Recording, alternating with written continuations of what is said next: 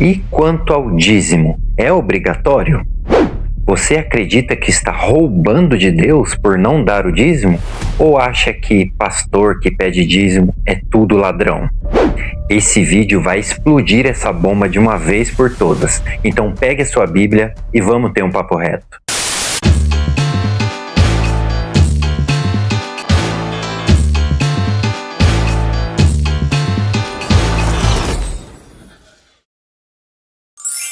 Fala comigo, sobrevivente do Apocalipse. Seja muito bem-vindo ao Papo Reto Cristão. Eu sou o Vitor Lopes, estudante de teologia com foco em apologética. Esse tema foi sugerido pelo Lucas, inscrito aqui do nosso canal. Esse foi o comentário dele. Minha sugestão de tema para um dos vídeos futuros é dízimo e ofertas.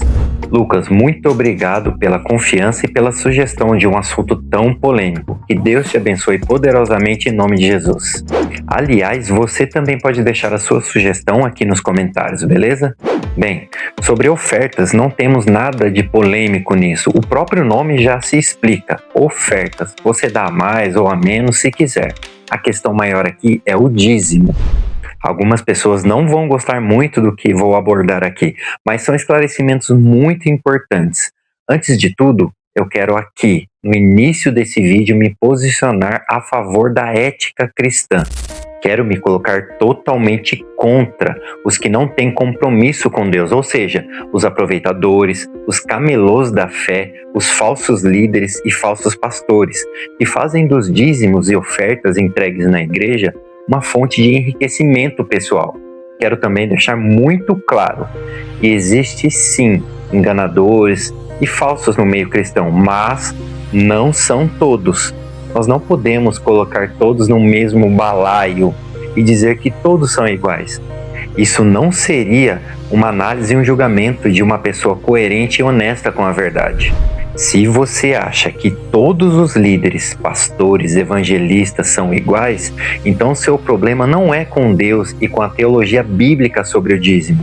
O seu problema é com algumas pessoas que te enganaram. Dito isso, o que a Bíblia diz sobre dízimos? Assim, eu não vou detalhar muito aqui todas as passagens bíblicas que eu mencionar para tentar deixar o vídeo um pouco mais dinâmico, mas eu vou deixar as referências bíblicas para que você confirme as explicações.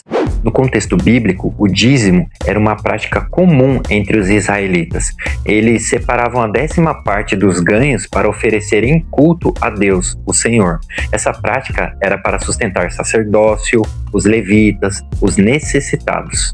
Sempre que formos estudar a Bíblia, devemos tomar cuidado com a exegese, contexto, aplicação, enfim, devemos ser honestos com as regras básicas da teologia bíblica.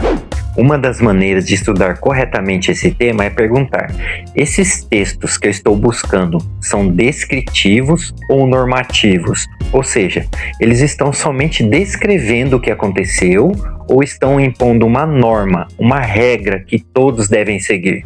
As primeiras informações que temos sobre dízimos estão em Gênesis capítulo 14, versículo 20, com Abraão, e também em Gênesis capítulo 28, versículo 20 até o 22, com Jacó.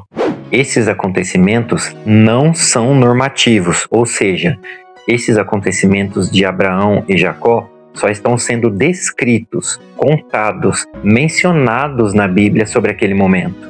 Um pouco mais adiante, em Êxodo, Levítico, Números, Deuteronômio, você vai notar que Deus coloca o dízimo na lei para o povo de Israel. Nesse momento, os textos passam a ser normativos, ou seja, se tornam uma norma a ser seguida, uma ordenança, uma obrigação. Pulando um pouco mais a história, com a monarquia entrando, Saul, Davi, Salomão, a divisão do reino, o povo de Deus sendo dominado por outros povos, assírios, babilônicos, persas, a prática do dízimo estava mais difícil de continuar. Nesse tempo, após serem mais aliviados de toda a pressão do rei Nabucodonosor, alguns profetas se levantam falando para Israel retomar a prática que Deus tinha dado.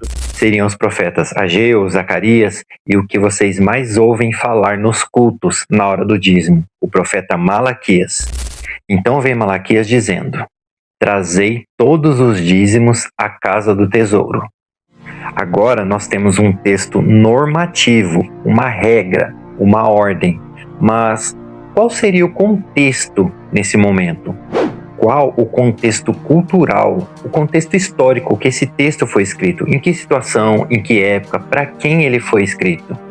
Ainda estamos no Antigo Testamento e Malaquias ainda está falando com o povo judeu, ou seja, o povo que tinha a obrigação pela lei que Deus deu a Moisés de contribuir na casa do Senhor com o dízimo. Ainda não vemos o povo cristão, que só vai surgir no Novo Testamento. Finalmente, quando chegamos no Novo Testamento, vemos Jesus comentando sobre o dízimo. Vamos ler? Em Mateus capítulo 23, versículo 23, está escrito: Ai de vocês, escribas e fariseus hipócritas, pois vocês dão o dízimo da hortelã, do endro, do cominho, mas negligenciam os preceitos mais importantes da lei, a justiça, a misericórdia e a fé. Deveriam, porém, praticar essas coisas sem deixar de lado aquelas. Agora eu te pergunto, para quem Jesus está falando aqui? Ele está falando com os escribas e fariseus, ou seja, novamente com o povo judeu, aqueles que têm a obrigação de seguir a lei. Então alguns podem perguntar, mas esse não é um Novo Testamento? Então eu te pergunto, o que é um testamento e onde ele começa? Em Hebreus capítulo 9, versículo 17, está escrito: porque o testamento só é confirmado no caso de mortos, pois não tem validade enquanto vive o testador. Quem é o nosso testador? Jesus. Jesus, ainda vivendo, a nossa nova aliança ainda não estava estabelecida. Sendo assim, o Novo Testamento não começou no nascimento de Jesus, começou na morte de Jesus. Então, enquanto Jesus andava, vivia, ensinava, ele estava ainda no Antigo Testamento ensinando sobre a nova aliança. Então, quando finalmente entramos no Novo Testamento, após a morte de Jesus, podemos ver uma passagem falando do dízimo em Hebreus capítulo 7, onde é mostrada a aliança que Jesus tem com um povo bem maior do que a antiga aliança. Então, após toda essa explicação, o dízimo é obrigatório nos dias de hoje? Para o desespero de muitos, não temos nenhum texto com essa normativa, com a regra, com uma ordem para os cristãos sobre o dízimo. Mas calma aí, espera um minuto. Mesmo que a obrigação de devolver o dízimo não esteja estabelecida para os cristãos em nenhuma parte do Novo Testamento, temos, por outro lado, várias menções sobre a contribuição voluntária com a obra do Senhor.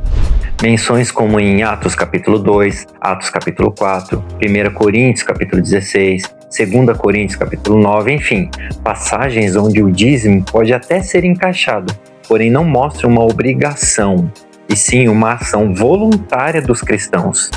Mas eu quero destacar aqui uma passagem especial. Em 2 Coríntios capítulo 9, versículo 7 está escrito: cada um contribua segundo propôs no coração, não por tristeza ou por necessidade, porque Deus ama a quem dá com alegria. Você pode até questionar, então, dar o dízimo é errado? Não, não tem problema, não é errado. Nesse estudo, eu te mostrei que devolver o dízimo não é errado, só não é obrigatório no Novo Testamento. Só uma pequena correção, porque eu vejo muitas vezes isso por aí em pregações, em vídeos, encontros. Não se diz dizimar, o correto é dizer devolver o dízimo. Dizimar significa aniquilar, destruir, ok? Então a conclusão de todo esse estudo, o dízimo na lei, no Antigo Testamento, é diferente do dízimo no Novo Testamento. No Antigo Testamento, ele era um imposto, uma ordem, uma normativa. No Novo Testamento, você não tem uma ordem, você não tem um mandamento. O Novo Testamento é um novo acordo. Esse novo acordo é por devoção, por amor, por entendimento. No Antigo Testamento, o dízimo era lei. No Novo Testamento, a contribuição é por amor.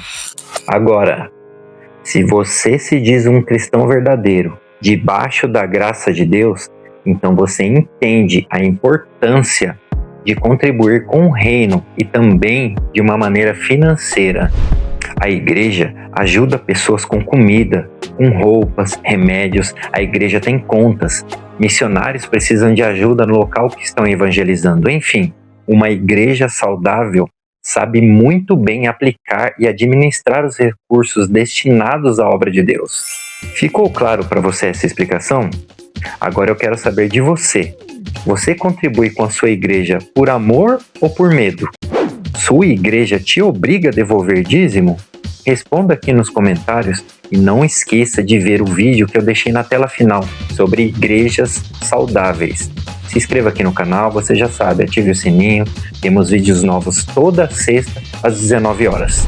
Que Deus te abençoe, nos vemos no próximo vídeo e não se esqueça, jamais sacrifique a verdade no altar da paz. Tchau!